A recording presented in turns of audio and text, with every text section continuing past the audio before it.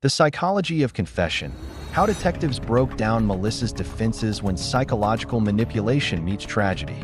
The controversial interrogation that destroyed a young woman's life the fatal day on January 2009, 16-month-old Benjamin Kingan died at a Lincolnshire, Illinois daycare after what worker Melissa Kalyasinski described as an accidental fall.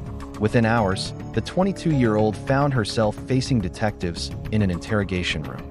What followed was a 6-hour psychological masterclass that led to a confession, murder conviction, and life sentence. But was justice served?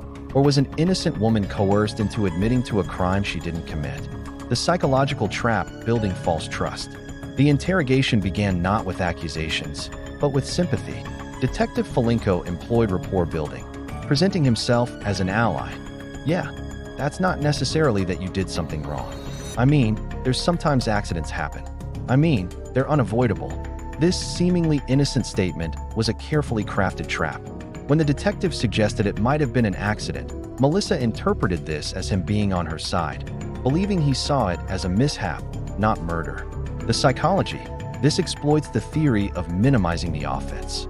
When suspects feel their actions are being downplayed, they're more likely to open up, thinking confession will bring understanding rather than punishment. The emotional breakthrough: it's hard for me to believe that there's never no accidents. You love these kids. But when it's your own kid, you'll see there's even more love for the child. By acknowledging how difficult childcare is and appealing to Melissa's identity as a caregiver, the detective made her drop her defenses entirely. The trap had sprung. Instead of "Did you kill this child?" the question became, "What kind of accident happened?" The interrogation playbook 1. Repetitive conditioning. The detectives consistently repeated key phrases. Could it have been an accident? Sometimes people make mistakes. We know accidents happen. Purpose. Repetition conditions the suspect to accept certain ideas as inevitable, making confession seem normal and expected. 2. Creating mental conflict. We know this happened within 45 minutes. The only people that could have done something would be either you or Nancy. This creates cognitive dissonance, internal tension when faced with seemingly logical conclusions that contradict their beliefs. Suspects often resolve this discomfort by changing their story. 3. False scientific authority. We got a team of evidence technicians. They're going to know exactly what caused this injury. By claiming definitive proof was coming, detectives created urgency and made denial seem pointless. 4. Identity reinforcement. You're a caregiver. You're not a violent person.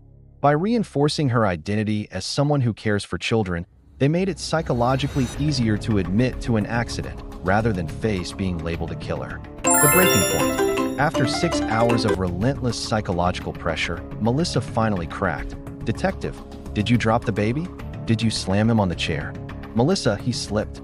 Detective: Did you slam him on the chair? Melissa: He just hit the back of his head at the back of the chair.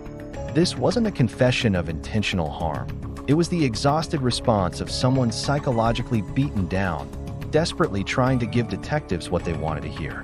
Why innocent people confess. Melissa's case highlights key factors that lead to false confessions: youth and inexperience. At 22, she lacked experience recognizing manipulation. Low verbal IQ. Court records show she was particularly vulnerable to complex tactics. No legal representation. Never asked for an attorney despite having the right 6-hour marathon. Prolonged pressure breaks down even innocent suspects. Minimization. Repeatedly calling it an accident made confession seem like the path to understanding, not punishment. The shocking aftermath. Melissa received 31 years for first-degree murder, maintaining her innocence throughout. Then came a bombshell. New coroner Dr. Tom Rudd determined Ben's death was likely an accident caused by a simple bump, because the child had a pre-existing head injury. He changed the manner of death from homicide to undetermined. This vindicated exactly what Melissa had been saying all along. In 2024, her attorney filed for clemency. The Illinois Prisoner Review Board held hearings, but as of January 2025, Governor J.B. Pritzker hasn't decided her fate. The haunting questions Melissa's case forces us to confront uncomfortable truths. How many innocent people confess under psychological pressure? Should interrogation techniques that produce false confessions be legal? What happens when science contradicts coerced confessions? The techniques used on Melissa, while legal, cross ethical lines. When psychology becomes a weapon against vulnerable suspects, investigation becomes manipulation. The human cost behind the analysis sits a human tragedy, a young woman serving life for a crime that may never have occurred. Melissa Kalyasinski remains in Logan Correctional Center, her years ticking away while maintaining her innocence. Her case reveals the dark side of psychological interrogation, where tools meant to find truth can manufacture lies, and justice can become injustice wrapped in scientific certainty. The question haunting this case isn't just what happened to Benjamin Kingan, but what have we done to Melissa Kalyasinski?